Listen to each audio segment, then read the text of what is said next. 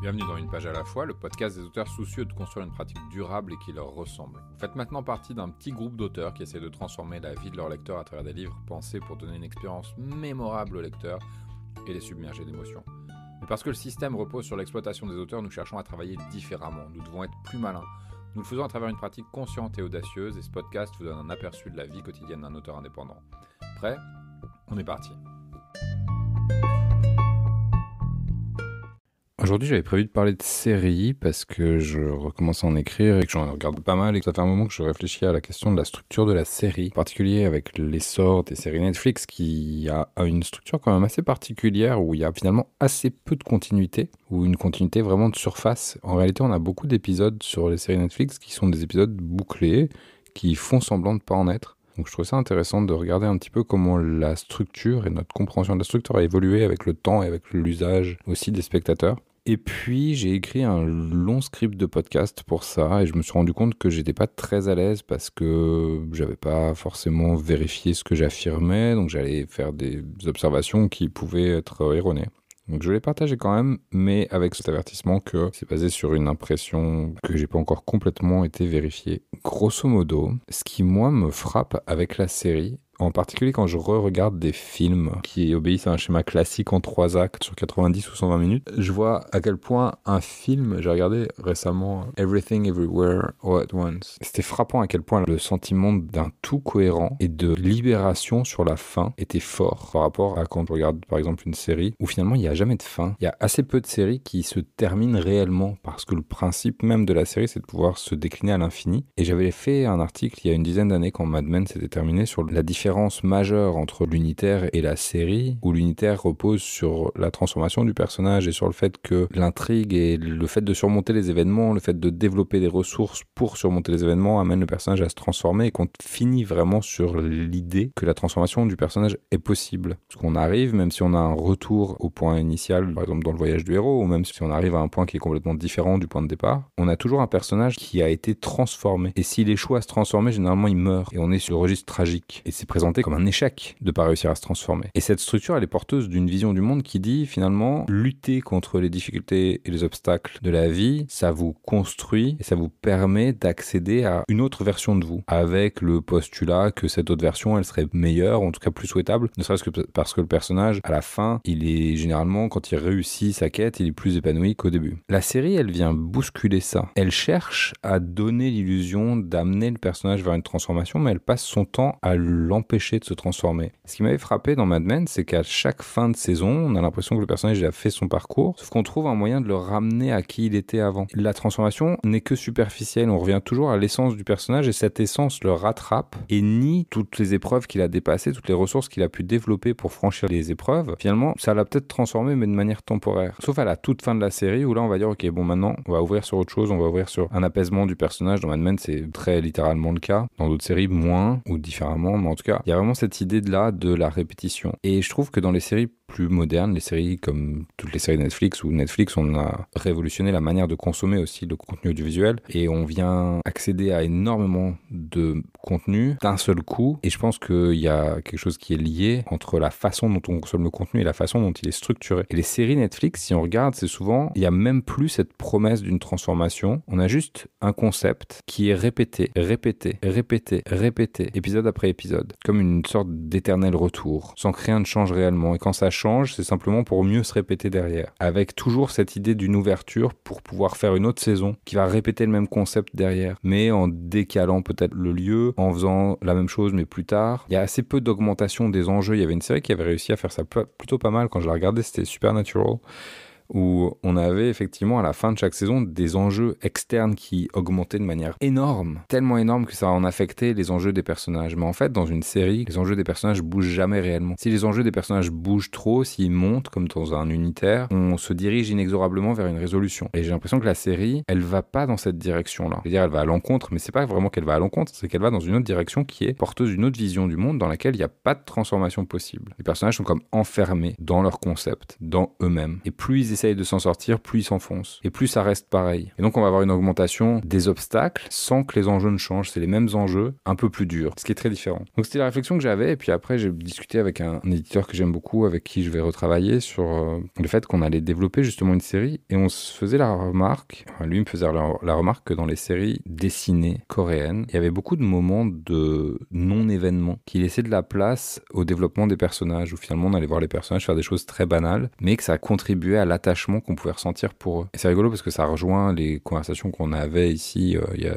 encore hier et il y a un peu moins d'une semaine sur le fait de prendre le temps d'installer les effets dans une scène, le fait de prendre le temps de ralentir. Et donc ça faisait écho, cette idée qu'on va poser des épisodes dans lesquels on va simplement faire du développement de personnages et centrer les séries non pas sur l'intrigue, comme on aurait tendance à le faire dans le modèle classique hollywoodien, même grec, de la succession des événements, mais ralentir et prendre le temps simplement de faire reposer de l'attachement pour la série sur l'attachement pour les personnages et de renforcer la relation entre les personnages. Et du coup aussi ça rejoint le travail de, comment s'appelle cette chercheuse américaine dont je parlais il y a quelque temps, sur la relation parasociale qui se noue entre le lecteur et le personnage de livre. Il y a cette relation à sens unique qu'on retrouve aussi entre des gens qui sont fans de personnalités publiques et qui ont l'impression d'être en relation avec elles, sauf que c'est une relation à sens unique. Il n'y a pas de réciproque, parce que l'autre personne ne sait pas que vous existez. Et puis quand c'est un personnage de fiction, il n'existe pas, donc ça peut pas être réciproque. Mais cette relation finalement qui fait que le lecteur va s'investir dans l'histoire comme s'il venait retrouver un ami. Et donc c'est ce mécanisme-là, plutôt que le mécanisme de l'intrigue où on va faire reposer l'intérêt du lecteur et sa curiosité et son envie de continuer le livre sur une succession d'événements qui amène vers une fin qui est annoncée, mais dont l'issue est incertaine. On va plutôt ne pas faire vraiment de promesse de fin, même si elle va être là, évanescente, toujours comme un petit fil rouge, comme un truc, un horizon vers lequel on va tendre. Mais c'est pas vraiment l'objectif. L'objectif, c'est plutôt de permettre de passer un moment à l'intérieur d'un univers qu'on aime bien, avec des personnages qu'on aime bien. Et je trouve qu'il y a non seulement deux manières de raconter les histoires qui se rencontrent là, mais aussi deux manières de concevoir l'humain. Et si l'histoire, elle est l'incarnation d'un point de vue sur le monde, je trouve que dans la série, il y a cette idée que on peut pas échapper à sa nature. On peut changer, mais ce sera toujours en surface. Et le fond de qui on est va toujours revenir, malgré tout. Les événements peuvent nous faire changer temporairement, mais ça va jamais changer fondamentalement qui on est. Alors que l'unitaire, peut-être parce qu'il est plus limité dans le temps et qu'on n'a pas l'espace pour voir ce qui se passerait au-delà, finalement, de l'issue de l'histoire. C'est une structure qu'on retrouve dans le conte de fées, ils vécurent heureux et eurent beaucoup d'enfants. On ne sait pas ce qui vient après. On a juste la difficulté pour les personnages d'être ensemble, puis après ils finissent par être ensemble. Et on a cette ouverture sur un avenir entre eux possible, annoncé, mais qu'on va jamais vérifier. En fait, dans cette structure-là de la quête, où un personnage il est poussé dans le monde et il va surmonter le déséquilibre dans lequel il a été poussé, on a l'idée que les épreuves de la vie sont pas inextricables, qu'on peut les surmonter et que en les surmontant, on gagne quelque chose de l'ordre de l'identité, de l'ordre de la force intérieure, souvent de l'ordre de l'amitié ou en tout cas des relations qui se nouent, et que c'est ça finalement la fin de l'histoire, c'est la récompense à la fin de l'histoire. La série n'offre aucune récompense. Donc je trouve que c'est intéressant de voir qu'on a deux manières différentes de raconter les histoires, que le format impose une certaine structure. Si on veut pouvoir continuer la série, on est obligé de créer ce truc d'immobilisme des personnages, parce qu'à partir du moment où on change les personnages de manière trop profonde, on change les règles du jeu, on change le concept, et c'est pas ce qu'on a promis au lecteur ou au spectateur. Et donc ça pose cette question de la loyauté finalement à la proposition qu'on a faite au départ au spectateur ou au lecteur. Il peut arriver qu'on arrive à déplacer finalement l'enjeu de la série vers autre chose progressivement en amenant notre lecteur avec nous et qu'à la fin on soit à un tout autre endroit que ce qu'on était au début. Et ça on le voit sur des séries qui sont plus feuilletonnantes où vraiment le côté sériel est là simplement pour rendre la consommation plus digeste, où on va avoir 24 épisodes d'1 heure plutôt qu'un long film de 24 heures. Mais en fait, si on regarde ces séries-là, c'est pas des vraies séries, c'est simplement des longs unitaires qui ont été découpés. Et après, comme on a dû créer quand même une logique sérielle, on a fait des astuces structurelles, mais c'est des choses qu'on retrouve dans du chapitrage de livres. Comme dire qu'un roman, parce qu'il a des chapitres, c'est une série. Pas tout à fait vrai. Simplement pour s'assurer que le lecteur va bien lire de chapitre en chapitre, on va utiliser des mécanismes comme le fait de relancer les enjeux en fin de chapitre, comme le fait de faire des cliffhangers, comme le fait de créer du mystère, comme le fait de créer des effets de surprise en fin de chapitre pour relancer l'intérêt, pour que le lecteur ait envie de continuer. Quand on regarde la série qui est pensée vraiment comme telle, c'est-à-dire comme cette espèce de proposition dramatique qu'on peut étirer à l'infini, on se rend compte qu'on n'est pas tout à fait sur la même chose. On n'est pas sur une question de chapitrage de quelque chose de plus long. On est sur des d'unité où chaque histoire se suffit à elle-même. C'est un truc qu'on retrouvait déjà dans l'animation, c'est un truc qu'on retrouve dans la sitcom depuis très très longtemps, mais dans la série moderne, on cherche à faire en sorte que le spectateur ne voit pas qu'on est sur des épisodes bouclés. On crée cette illusion d'une continuité. Dans Madame est servie, je sais pas pourquoi j'ai Madame est servie qui me vient, mais dans Madame est servie, qui est une sitcom des années 80, il n'y a pas la prétention d'avoir quelque chose qui est suivi. On prend les épisodes dans n'importe quel ordre, ça change rien, c'est toujours le même truc. La sitcom, c'est ça. Il n'y a pas de notion de continuité. Alors on le voit dans les sitcoms plus récentes, comme Big Bang Theory, où il y a une petite part de feuilletonnant. On va avoir de saison en saison, et Friends aussi, un exemple qui me vient. On va avoir une notion de continuité entre les épisodes, alors que la série, elle est vraiment clairement conçue comme des histoires indépendantes. Je trouve que plus on avance, plus on cherche à brouiller les pistes.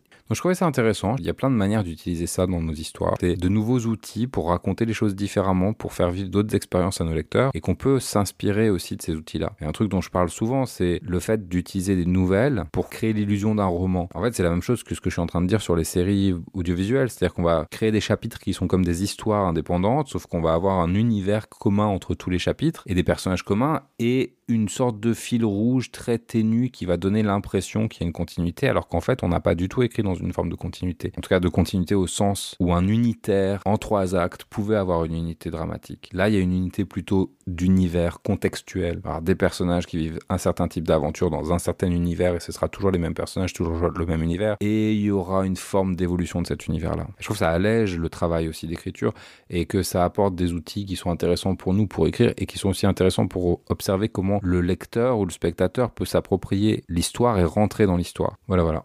Je vous souhaite un bon week-end. N'hésitez pas à partager le podcast, à en parler autour de vous. Et puis, je vous retrouve lundi.